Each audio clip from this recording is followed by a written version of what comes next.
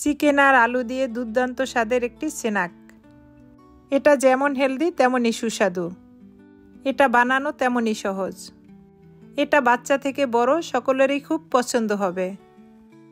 এটা দেখতে যেমনই আকর্ষণীয়, এটা খেতে তার থেকেও বেশি সুস্বাদু। আমি চেষ্টা করেছি এই স্ন্যাকটার পারফেক্ট রেসিপি দেখানোর। আশা করি আমার এই রেসিপিটি আপনাদের খুব পছন্দ হবে।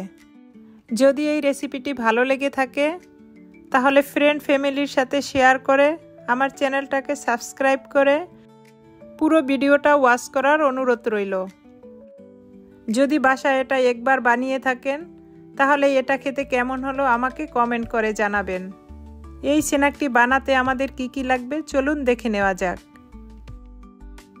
প্রথমে আমি ছোট সাইজের 4টা আলু সিদ্ধ করে নিয়েছি।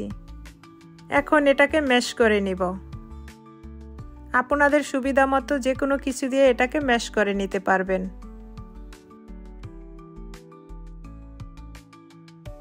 এভাবে আলুটাকে ম্যাশ করে এটাকে এক সাইডে রেখে আমি চিকেনটাকে রেডি করে নিব। এখানে আমি একটা চিকেন ব্রেস্টের অর্ধেকটা নিয়েছি।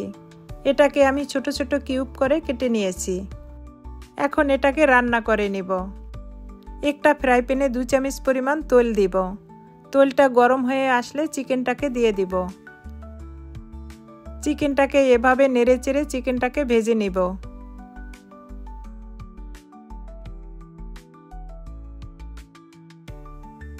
এখন এর ভিতরে দিয়ে দিব স্বাদ মতো লবণ আর 1 চামচ ব্ল্যাক পেপার। এবার চিকেনটাকে আরেকটু ভালো করে ভেজে এর ভিতরে দিয়ে দিব গাজর। এখানে আমি গাজরগুলোকে ছোট ছোট কিউব করে কেটে নিয়েছি।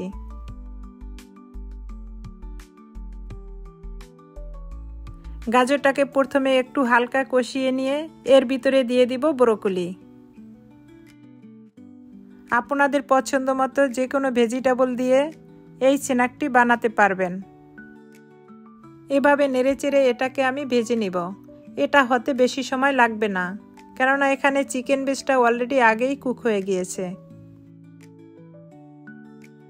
এবার এটাকে আমি নামিয়ে নিব।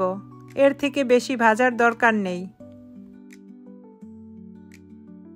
এবার সিদ্ধ করে রাখা আলুগুলোর ভিতরে আমি চিকেনগুলো দিয়ে দিব। এখন এর সাথে অ্যাড করব ধনিয়া পাতা। এখানে আমি ধনিয়া পাতা কুচি করে নিয়েছি। এখন দিয়ে দিব কাঁচামরিচ আর দিয়ে দিব পেঁয়াজ কুচি আর এর সাথে অ্যাড করব 1 চামচ সয়া সস। এখন এর ভিতরে দিয়ে দিব 1 চামচ চিকেন স্টক পাউডার। এবারে এভাবে সব মশলাগুলো চিকেনের সাথে মিশিয়ে নেব।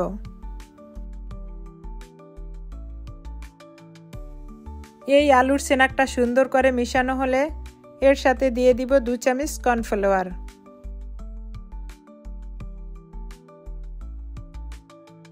এবার হাত দিয়ে আবারও এগুলোকে খুব ভালো করে মিক্স করে নেব। এটা ভালো করে মিক্স করা হলে হাতটাকে একটু ক্লিন করে নেব।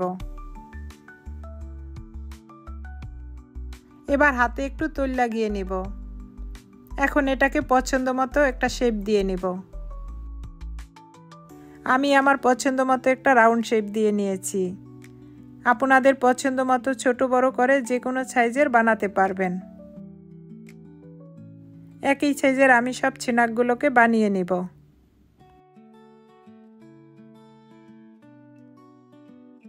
দেখুন আমার স্ন্যাকগুলো সব রেডি। এখন আমি এগুলোকে ভেজে নিব।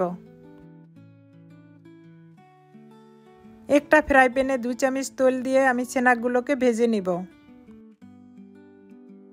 এগুলো ভাজতে বেশি তেল লাগে না, অল্প তেলে এগুলো খুব সুন্দর করে ভেজে নেওয়া যায়।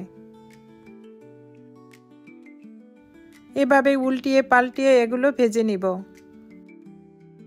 দোনো সাইডে যখন সুন্দর একটা কালার আসবে তখন এগুলোকে তুলে ফেলব।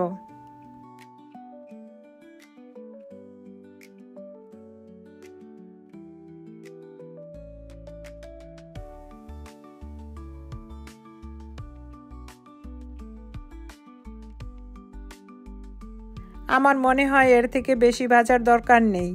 এই তো আমার স্ন্যাকগুলো রেডি। এখন আমি এগুলোকে তুলে ফেলব। আপনারা দেখেই বুঝতে পারছেন এগুলো দেখতে কতটা ইয়ামি হয়েছে। এভাবে বানিয়ে একবার কাউকে খাওয়ালে সে বারবার খেতে চাইবে। আমি আবারও বলছি, আমার এই স্ন্যাকটা যদি আপনাদের সামান্যটুকু ভালো লেগে থাকে তাহলে একটা লাইক দিয়ে বন্ধুদের সাথে শেয়ার করে আমার চ্যানেলের সাথে থাকবেন আর বেল বাটনটা অন করে রাখবেন। যে কোনো নিত্য নতুন রেসিপি আপনার কাছে সবার আগে পৌঁছে যাবে।